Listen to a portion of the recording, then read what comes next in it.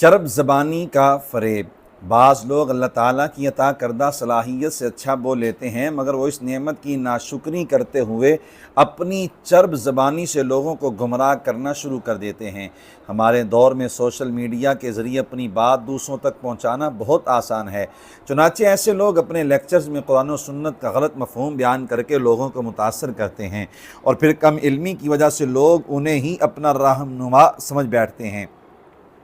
اس حوالے سے بھی جان عالم صلی اللہ علیہ وآلہ وسلم نے خبردار فرمایا تھا۔ امیر المومنین سیدنا عمر فاروق اور سیدنا عمران بن حسین رضی اللہ تعالیٰ عنہما نے جان جہاں صلی اللہ علیہ وآلہ وسلم سے روایت کیا، ان اخوف ما اخاف علیکم بعدی کل منافق علیم اللسانی، یعنی مجھے اپنے وصال کے بعد امت پر جن چیزوں کا سب سے زیادہ خوف ہے ان میں سے چرب زبان منافق بھی ہے،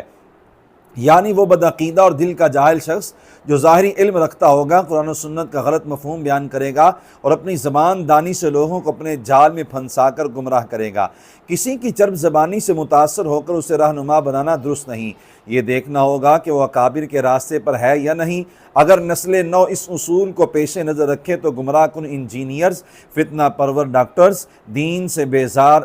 اسکالرز اور بدمذہب خطیب اپنی موت آپ مر جائیں۔